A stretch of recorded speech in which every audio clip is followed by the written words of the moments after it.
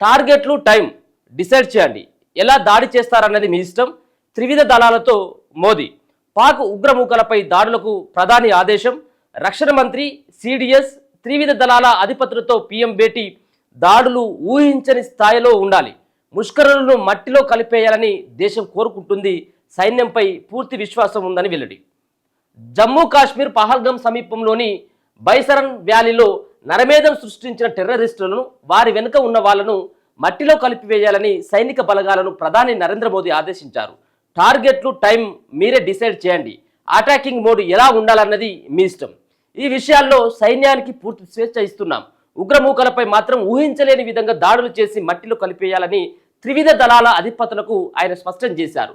మంగళవారం ఢిల్లీలో తన అధికారిక నివాసంలో రక్షణ మంత్రి రాజ్నాథ్ సింగ్, జాతీయ భద్రతా సలహాదారు NSA Ajit Doval, chief of defence staff CDS general Anil Chauhan, army chief general Upendra Dwivedi, navy chief admiral Dinesh K Tripathi, వాయుసేన అధిపతి ఎయిర్ చీఫ్ మార్షల్ అమర్ప్రీత్ సింగ్తో ప్రధాని అత్యున్నత స్థాయి సమావేశం నిర్వహించారు. పాక్ టెర్రర్ క్యాంపులను నేలమట్టం చేసి తీరాల్సిందేనని యావత్ దేశం కోరుకుంటుందని ఈ సమావేశంలో త్రివిధ దళాల అధిపతులకు ప్రధాని స్పష్టం చేశారని విశ్వసనీయ వర్గాలు కూడా వెల్లడించడం జరిగింది. అసలు దాడులు ఎట్లా ఉండాలంటే అసలు ఎవరు కూడా ఊహించొద్దు. భారత్ జోలికి రావాలంటే ఒక్కొక్కరికి చుచ్చు పడాలని చెప్పేసి నిన్న మోదీ గారు త్రివిధ దళాల అధిపతులకి ఆదేశాలు కూడా జారీ చేయడం జరిగింది. ప్రతిసారి కూడా ఇదే అవుతా ఉన్నది. భారత్కు సంబంధించిన ప్రజలు కూడా అదే కోరుకుంటా ఉన్నారు. ఎందుకంటే ఈసారి కూడా ఏదైతే మనకు అన్ని రంగాలలో యుద్ధ విమానాలు కావచ్చు, మరో పక్కన నేవీ కావచ్చు, వాయుసేన కావచ్చు, సైనిక బలం కావచ్చు, ఇవన్నీ ఉన్నప్పటికీ కూడా మనం ఎందుకు తోక ముడుచుకుని ఉండాల్సినటువంటి అవసరం ఉంటుంది. భారత్ తలుచుకున్నట్టయితే పాక్ని ఖచ్చితంగా బంగాళాఖాతంలో కలపొచ్చు, పాక్ను పత్తా లేకుండా చేయొచ్చు.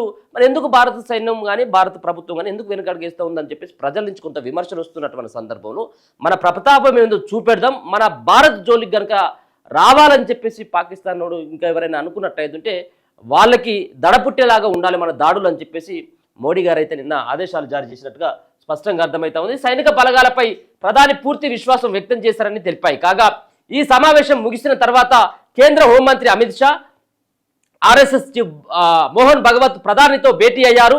ప్రధాని మోదీ అధ్యక్షతన బుధవారం అంటే ఇవాళ సెక్యూరిటీపై కేబినెట్ కమిటీ సిసిఎస్ సమావేశం కూడా జరగనుంది. పహల్గాం ఉగ్రదాడి తర్వాత వారం రోజుల్లోనే సిసిఎస్ మీటింగ్ జరగనుండడం ఇది రెండోసారి కానుంది. అనంతరం ప్రధాని అధ్యక్షతన రాజకీయ వ్యవహారాల కేబినెట్ కమిటీ సమావేశం కూడా జరగనున్నట్లు తెలుస్తుంది. హోం సెక్రటరీ అధ్యక్షతన తన హై లెవెల్ మీటింగ్ కూడా ఉండబోతా ఉంది. పాకిస్తాన్తో ఉద్రిక్తతల నేపథ్యంలో భద్రతాపరమైన సమీక్ష కోసం కేంద్ర హోంశాఖ సెక్రటరీ గోవింద్ మోహన్ మంగళవారం ఉన్నత స్థాయి సమావేశం నిర్వహించారు. హోం సెక్రటరీ అధ్యక్షతన జరిగిన ఈ సమావేశంలో BSF director general Diljit Singh Chaudhary, NSG DG Bhrigu Srinivasan, Assam rifle DG lieutenant general Vikas Lagere, Sashastra Seemabal DG Anupama Nilekar Chandra హాజరయ్యారు. అయితే ఈ సమావేశంలో చర్చించిన అంశాలపై అధికారికంగా ఎలాంటి ప్రకటన వెలువడలేదు. పాక్ విమానాలకు, షిప్పులకు నో ఎంట్రీ, భారత గగనతలంపై పాక్ విమానాలు ఎగరకుండా, భారత సముద్ర జలాలు పోర్టులోకి పాక్ షిప్పులు రాకుండా నిషేధం విధించేందుకు కూడా కేంద్రం సిద్ధమైందని తెలుస్తున్నది. ఉగ్రదాడి తర్వాత భారత్ తీసుకున్న చర్యలకు ప్రతీకారంగా పాక్ తన గగనతలంపై ఇండియన్ విమానాలు ఎగరకుండా నిషేధం విధించింది. భారత్ మాత్రం ఎయిర్ స్పేస్ మూసివేతపై ప్రకటన చేయలేదు. అయినా ఇప్పటికే పాక్ విమానాలు భారత గగనతలం మీదుగా రాకపోకలు ఆపేశాయి. ఇటు చైనా లేదా అటు శ్రీలంక మీదుగా చుట్టూ తిరిగి మలేషియా, థాయిలాండ్ వంటి తూర్పు దేశాలకు వెళ్తున్నాయి. మరోవైపు పహల్గాం ఉగ్రదాడిపై ఇప్పటికే America, Russia, China, Japan, European దేశాల డిప్లొమాట్లకు కేంద్రం వివరించింది. ఈ ఉగ్రదాడికి పాల్పడే లష్కర్ తోయిబా ఫ్రాక్సీ సంస్థ టిఆర్ఎఫ్ వెనుక పాకిస్తాన్ ఉన్నట్టుగా ఆధారాలను సైతం చూపించినట్టు తెలుస్తుంది.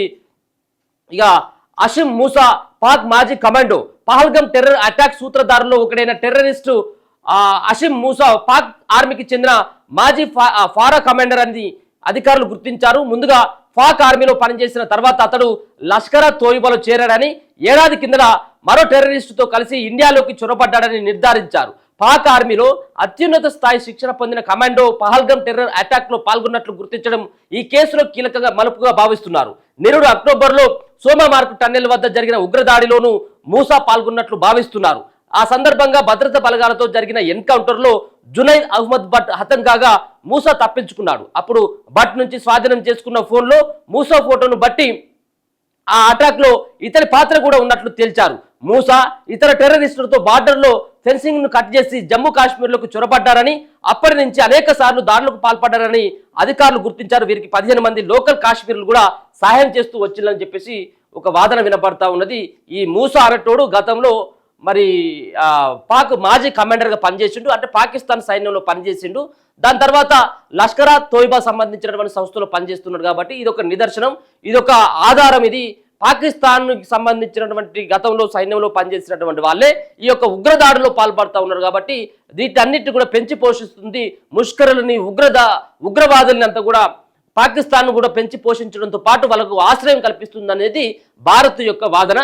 సో అందుకోసం అని చెప్పేసి ఈ సంబంధించినటువంటి మూసా అనేటోడు దాంట్లో కీలకంగా వ్యవహరిస్తూ ఉన్నాడు అని ఆ ఫోటోలు కూడా బయట పెడతా ఉంది భారత్ బలగాలు.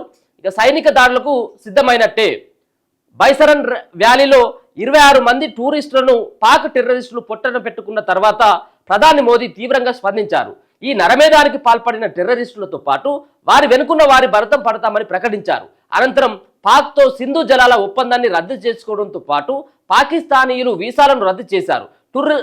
టెర్రరిస్టులను ఎక్కడ దాక్కున్నా వదిలిపెట్టబోమని ఆదివారం మన్ కీ బాత్లోను ప్రధాని హెచ్చరించారు. వారం రోజులుగా 2 దేశాల మధ్య యుద్ధ మేఘాలు ఆవరించిన నేపథ్యంలో రక్షణ మంత్రి రాజ్నాథ్ సింగ్, సిడిఎస్ ఇతరులతో కీలక సమావేశాలు నిర్వహించారు. మంగళవారం రక్షణ మంత్రితో పాటు త్రివిధ దళాల అధిపతులతో ప్రధాని భేటీ నేపథ్యంలో ఏ క్షణమైనా పాక్ టెర్రర్ క్యాంపులపై సైనిక దాడులు చేసేలా రంగం సిద్ధమైనట్లుగా భావిస్తూ ఉన్నది. జమ్మూ కాశ్మీర్లో 48 రిసార్ట్లు కూడా క్లోజ్ అయిపోయినాయట. పహల్గామ్ అటాక్ తర్వాత జమ్మూ కాశ్మీర్ సర్కార్ అప్రమత్తమైంది. భద్రత కారణాలు మరిన్ని దాడులు జరగవచ్చనే ఇంటెలిజెన్స్ హెచ్చరికల నేపథ్యంలో 87 టూరిస్టు కేంద్రాల్లోని 88 రిసార్ట్లను తాత్కాలికంగా మూసివేసినట్లు అక్కడి ప్రభుత్వం మంగళవారం ప్రకటించింది. టూరిస్టుల భద్రతను దృష్టిలో పెట్టుకుని ఈ నిర్ణయం తీసుకున్నట్లు ప్రభుత్వం వివరించింది. స్థానిక ప్రజలు టూరిస్టులు అప్రమత్తంగా ఉండాలని, ఎవరైనా అనుమానాస్పదంగా కనిపిస్తే భద్రతా బలగాలకు సమాచారం ఇవ్వాలని సూచించింది. కాగా పహల్గామ్ దాడి తర్వాత కాశ్మీర్ లోయలో స్లీపర్ సెల్స్ యాక్టివిటీ అయినట్లు ఇంటెలిజెన్స్ వర్గాలు తెలిపాయి. గుల్మార్గ్, సోన్మార్గ్, దాల్ లేక్ వంటి కొన్ని సున్నితమైన ప్రదేశాల్లో భద్రత కూడా కట్టుదిట్టం కూడా నిన్న చేయడం జరిగింది. సో ఒక పక్కన భారత ప్రభుత్వం కానీ భారత సైన్యం కానీ పాక్ పైన యుద్ధానికి సిద్ధమైనప్పుడు కూడా అది పూర్తి స్థాయి యుద్ధం కాదు. కేవలం ఉగ్రదాడులకు సంబంధించినటువంటి ఉగ్రవాదులకు సంబంధించినటువంటి స్థావరాలు కానీ పాక్ సరిహద్దుల్లో ఉన్నటువంటి కొన్ని ప్రాంతాలను మాత్రమే పైనే దాడి చేసేటువంటి ఆస్కారం ఉన్నది. ఒకవేళ యుద్ధం కనుక వచ్చినట్టు ఇప్పుడు పాకిస్తాన్ ఏమున్నదంటే ఇది బెదిరించేటువంటి ధోరణి ఇప్పుడు వాళ్ళు సిద్ధమవుతా ఉన్నారు. వాళ్ళ దగ్గర ఏది లేదు. ఇప్పుడు లాస్ట్కి ఆ యుద్ధ విమానాలు లేకపోతే అట్ట యుద్ధ ట్యాంకులకు డీజిల్ పోదామని కానీ వాళ్ళ దగ్గర పైసలు అంటే ఒక రకంగా ఆర్థిక సంక్షోభంలో పాకిస్తాన్ మొత్తం అంతా కూరుకుపోయింది. కానీ బయటికి మాత్రం బీరాలు పలుకుతూ ఉన్నది. యుద్ధానికి మేము సిద్ధం అని చెప్పేసి వాళ్ళు పలుకుతూ ఉన్నారు. భారత సైన్యంలో వాళ్ళు ఉన్నటువంటి సైన్యం సగానికి తక్కువ ఉన్న సైన్యం. భారత సైన్యం ఉన్న సైన్యం వాళ్ళకి లేదు. అన్ని రంగాలలో మీరు యుద్ధ నౌకలు తీసుకోండి, విమానాలు తీసుకోండి, మిగతా ఉన్నటువంటి యుద్ధాలకు వాడేటువంటి సంబంధించినటువంటి యుద్ధ సామాగ్రి అనుకోండి, వీటన్నిటిలో పాక్ది అత్యల్పంగా ఉంటుంది. భారతదే పైచేయి ఉంటుంది అన్ని రంగాల్లో సైతం. మరో పక్కన భారత్కు సహకరించేటువంటి దేశాలు సైతం కూడా అమెరికా, రష్యా లాంటి సంబంధించినటువంటి దేశాలు భారత్కి సహకరించేటువంటి అవకాశం ఉంటుంది, ప్రత్యక్షంగా కానీ పరోక్షంగా కానీ.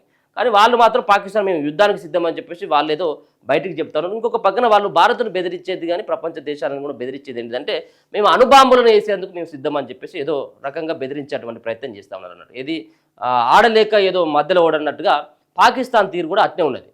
వాళ్ళకి ఆడచాత కాదు, కానీ ఏదో రకంగా కారణాలు చెప్పి అణుబాంబులు వేస్తామని చెప్పేసి ఏదో బెదిరించేటువంటి ప్రక్రియ చేస్తూ ఉన్నట్టుగా తెలుస్తూ ఉన్నది. సరే ఏదేమైనప్పుడు కూడా మీరే టైం డిసైడ్ చేయండి, డేట్ కూడా డిసైడ్ చేయండి, టార్గెట్ కూడా మీరే డిసైడ్ చేయండి అని చెప్పేసి ఒక పక్కన భారత సైన్యానికి ప్రధాని నరేంద్ర మోడీ గారు మాత్రం పూర్తి స్వేచ్ఛను ఇవ్వడం జరిగింది. సో ఏ క్షణంలో ఎటువంటి నిర్ణయం తీసుకుంటుంది సైన్యం అనేది చూడాలి.